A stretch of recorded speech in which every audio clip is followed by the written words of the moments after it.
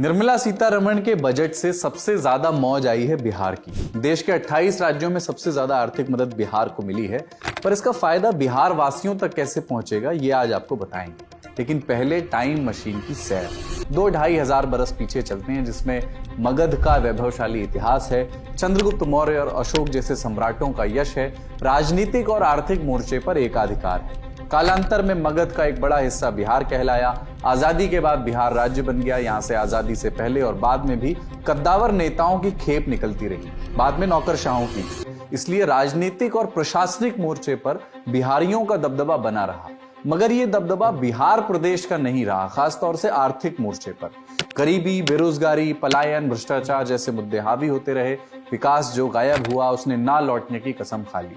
निराशा का आलम यह रहा कि बने बनाए पुल खुद नदियों में बहने लगे, सड़कों के गड्ढे विज्ञान के बड़े प्रयोगों की याद दिलाने लगे। मगर इन प्रयोगों में बदलाव की भूमिका नहीं थी। ये भूमिका बनी एक संयोग से, संयोग संख्या बल का, जिसने केंद्र की सरकार को सहारा दिया हुआ है कि इस छप्पर में एक खंभा बिहार का भी है, जिसकी कुंजी प्रदेश के मुख्यमंत्री नीतीश कुमार के पास है।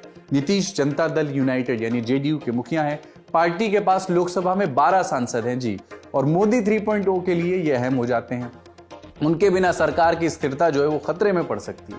इसी वजह से नीतीश कुमार की बार्गेनिंग पावर बढ़ गई है, जिसके सहारे उन्होंने अपनी बरसों की पुरानी मांग को झाड़ पोंछ करके बाहर निकाल लिया। कौन सी मांग? बिहार के लिए विशेष राज्य के दर्जे की मांग। आसान भाषा में कहें तो बिहार के लिए एक्स्ट्रा आर्थिक मदद। इसी के नाम पर वो कई दफे पाला भी बदल चुके हैं।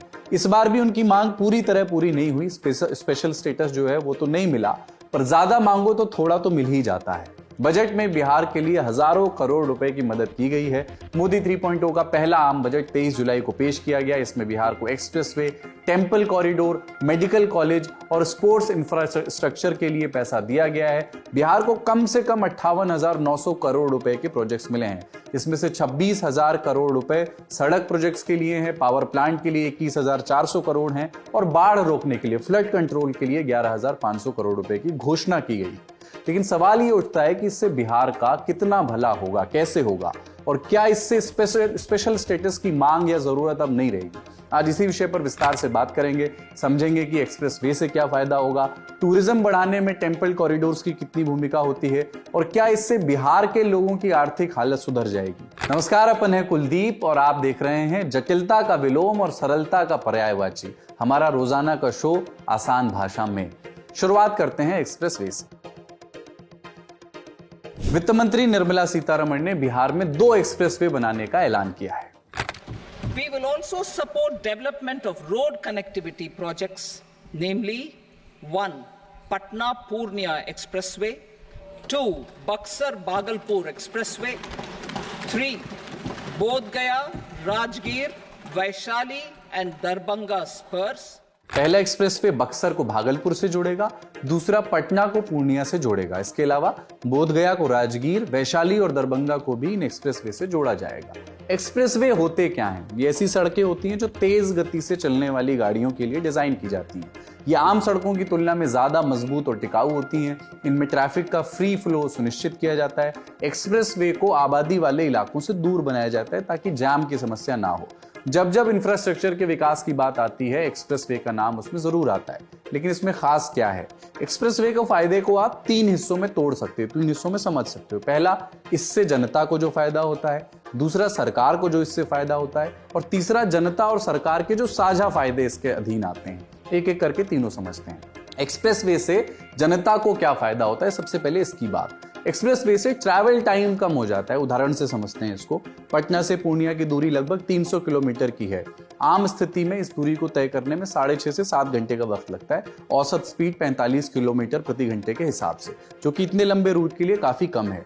एक्सप्रेसवे पर औसत स्पीड को बढ़ा सकते हैं, जिससे टाइम घटा करके 4 से 4.5 घंटे तक किया जा सकता है, यानी 3 घंटे तक बचाए जा सकते हैं। आम लोगों को इसमें 2 तरह के फायदे होते हैं। पहला, लोगों का समय बचेगा भाई, वो बचा हुआ समय वो किसी दूसरे काम में इस्तेमाल कर सकते हैं। समय सबसे महत्वपूर्ण है। दूसरी बात है लॉजिस्टिक गुड्स, यानी सामान के ट्रांसपोर्टेशन में भी फायदा होता है। सड़क बेहतर होगी तो सामान समय से अपने गंतव्य तक पहुंचेगा। मान लीजिए एक ट्रक को सेबों से लदा हुआ ट्रक, उसको पटना से पूर्णिया पहुंचने में 7 घंटे लगते हैं। इस वजह से एक दिन में एक ट्रक पटना से पूर्णिया सामान लेकर के जाता है और दूसरे दिन पूर्णिया से पटना वापस लौटता है। यानी 2 दिन में 1 राउंड पूरा होगा और 1 महीने में लगेंगे 15 राउंड। अगर 7 घंटे वाला समय घट के 4 घंटे हो जाए तो 1 दिन में वो पटना से पूर्णिया आया और जा सकता है, बैक एंड फोर्थ हो सकता है। यानी महीने में एक ट्रक जो है 30 राउंड इस हिसाब से लगा सकता है। यानी एक्सप्रेसवे बनने के बाद उतने ही समय में 2 गुना व्यापार किया जा सकता है। इससे खर्चे में कमी आएगी और बढ़ेगी कमाई।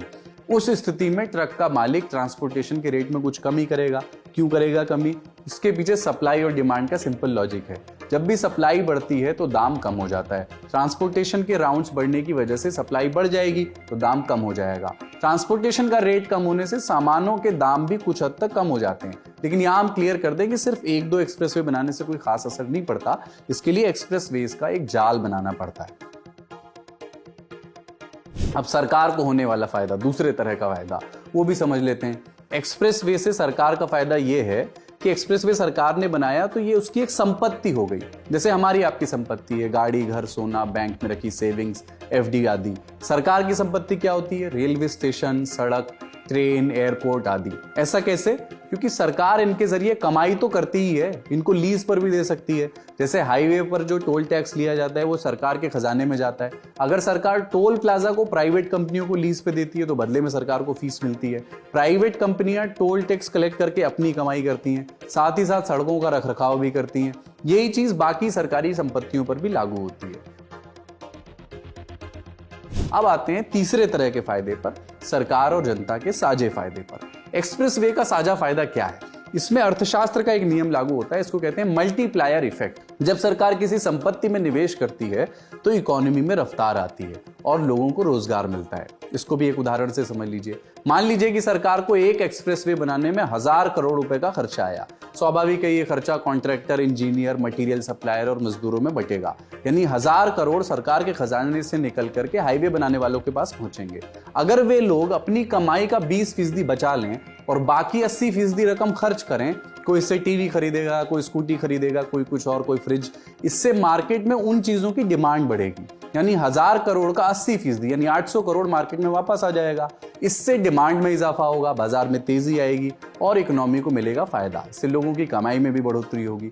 ये चक्र ऐसे ही चलता रहता है। ये 1000 करोड़ रुपए मार्केट में घूमते घूमते कई गुना तक बढ़ सकते हैं। इसी को मल्टीप्लायर इफेक्ट कहते हैं। इससे सरकारी खजाने को भी फायदा होता है। फरवरी 2022 में निर्मला सीतारमण ने संसद में बताया था कि जब सरकार कैपिटल एक्सपेंडिचर में 1 रुपया खर्च करती है तो उसी बरस में सरकार को 2 रुपए 45 पैसे वापस मिलते हैं।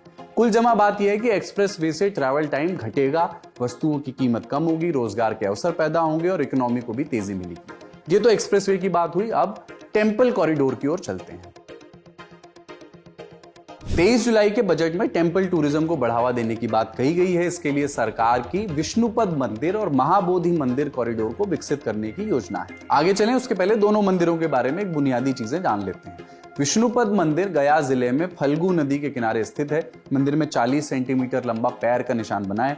मान्यता है कि यह निशान भगवान विष्णु के पैर का है। प्राचीन कथा है कि भगवान विष्णु ने जब गयासुर राक्षस के सीने पर पैर रख करके उसको धरती में दबाया, उसी से यह निशान बना। इस मंदिर का मौजूदा स्ट्रक्चर जो है वो 1787 में बनवाया गया था। मालवा रियासत की महारानी अहिल्याबाई होलकर ने बनवाया था। महाबोधि मंदिर जो दूसरा मंदिर है उसकी कहानी यह है कि यह बोध गया में है। इसका इतिहास भगवान गौतम बुद्ध से जुड़ा हुआ है। मान्यता यह है कि सत्य की खोज में भगवान बुद्ध गया शहर के पास जंगल में एक पीपल के पेड़ के नीचे ध्यान में बैठ गए। इसी जगह उन्हें ज्ञान की प्राप्ति हुई, जिसके बाद उस जगह को बोध गया कहा गया। विष्णुपद और महाबोधि मंदिर के साथ साथ प्राचीन नालंदा विश्वविद्यालय के विकास का प्लान भी है। लेकिन इसका फायदा क्या है? इसके लिए आपको देश में धार्मिक पर्यटन की स्थिति को जानना होगा। जुलाई 2023 में टूरिज्म मिनिस्ट्री ने अपनी रिपोर्ट पब्लिश की थी। इसके मुताबिक 2022 में देश भर में धार्मिक स्थलों में पर्यटन से 1,35,000 करोड़ रुपए की कमाई हुई। पर्यटकों की संख्या कितनी थी? धार्मिक स्थलों पर पहुंचने वाले भारतीय पर्यटकों की संख्या 140 करोड़ थी। अब आप कहेंगे कि भारत की कुल आबादी लगभग इतनी है, क्या सारे ही लोग धार्मिक पर्यटन पर चले गए थे? ऐसा नहीं है। दरअसल 140 करोड़ की संख्या यूनिक टूरिस्ट की नहीं है। इसको ऐसे समझिए कि अगर आप एक साल में 2 बार बनारस गए तो कुल गिनती में इसको 2 पर्यटक की तरह गिना जाएगा। अगर आप एक साल में 1 बार बनारस गए और 1 बार अजमेर गए तब भी इसको 2 गिना जाएगा। यानी व्यक्ति भले ही गए लेकिन गिनती उसकी कुल यात्राओं की होगी, आप जितने भी ट्रैवल प्लान करते हैं। भारतीय पर्यटकों के अलावा 66 लाख से ज्यादा विदेशी मेहमानों ने भी धार्मिक स्थलों का दौरा किया। अब आपको एक और आंकड़े की तरफ ले चलते हैं। नेशनल स्टैटिस्टिकल ऑफिस या एनएसओ, ये सरकारी एजेंसी है। एनएसओ महंगाई, बेरोजगारी जैसे आर्थिक मुद्दों पर सर्वे और रिपोर्ट्स पब्लिश करता है। इसके एक सर्वे के मुताबिक देश में टेम्पल इकोनॉमी का आकार 3 लाख करोड़ से अधिक का है। ये देश की कुल जीडीपी का 2.3% है। बीते वर्षों में धार्मिक पर्यटन से हुई कमाई पर भी एक नजर आप डाल लीजिए।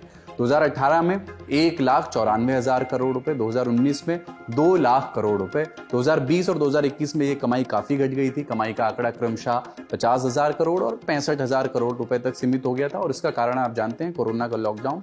2022 में लॉकडाउन में ढील मिली और तब से धार्मिक पर्यटन में होने वाली कमाई में 100% की बढ़त देखी गई। तो ये तो कुल कमाई की गणना हो गई। टेम्पल कॉरिडोर्स बनाने से कितना फायदा हुआ, इसको बनारस के काशी विश्वनाथ कॉरिडोर के उदाहरण से समझते हैं। काशी विश्वनाथ कॉरिडोर क्या है कि 2021 में बनकर के तैयार हुआ था। इसके बाद धार्मिक पर्यटकों की संख्या में वहां पर बढ़ोतरी दिखी। 2019 में जहां 68 लाख लोग बनारस आए थे, 2022 में 7 करोड़ 20 लाख लोग बनारस में पर्यटन के लिए पहुंचे। पहले के मुकाबले 10 गुना ज्यादा पर्यटक बनारस आए। इसका अर्थव्यवस्था को फायदा भी होगा। कैसे, इसका उदाहरण भी देखिए। मान लीजिए कि केशव जो है वो दिल्ली से बनारस जा रहा है। केशव ने ट्रेन का टिकट कटवाया, रेलवे को पैसा मिला, बनारस पहुंचकर होटल में कमरा लिया, होटल वालों की कमाई हुई, फिर वहां के रेस्टोरेंट में खाना खाया, उनकी कमाई हुई। बनारस में घूमने और मंदिर जाने के लिए उसने ऑटो लिया, ऑटो वाले की कमाई हुई, फूल माला खरीदा, उनकी कमाई हुई। और दूसरी तरफ कॉरिडोर बनने से लोगों को भी आराम से दर्शन हो पाए, बेसिक सुविधाओं की कमी भी महसूस नहीं हुई। इन उदाहरणों से पता चलता है कि टेम्पल कॉरिडोर से टूरिज्म बढ़ता है और इसका फायदा अर्थव्यवस्था को भी मिलता है। इन सब के अलावा बजट में बिहार को और क्या क्या मिला है। 21,400 करोड़ रुपए की लागत से 2400 मेगावाट का पावर प्लांट लगाने का प्रस्ताव है। साथ ही नए एयरपोर्ट्स और मेडिकल कॉलेजेस बनाने की बात भी बजट में मेंशन है, उसका जिक्र किया गया है। कुल मिलाकर कहें तो फोकस इंफ्रास्ट्रक्चर पर रखा गया है। अर्थशास्त्रियों का मानना है कि इंफ्रास्ट्रक्चर किसी भी इंडस्ट्री की स्थापना और उसके विकास के लिए सबसे जरूरी होता है। इंडस्ट्री होगी तो बिहार की तरक्की होगी, पलायन और बेरोजगारी कम होगी और इस तरह से बिहार वासियों को भी इसका फायदा मिलेगा। लेकिन ये घोषणाएं हैं, अभी याद रखिए इस बात को। अभी प्रोजेक्ट्स की डिटेल सामने नहीं आई है। इन चीजों पर काम कब से शुरू होगा और सबसे बड़ी बात, काम कब पूरा होगा, ये अभी स्पष्ट नहीं है। आसान भाषा में आज इतना ही। इस शो के लिए रिसर्च की हमारे साथी आकाश ने। देखते रहिए दी ललंडा। शुक्रिया।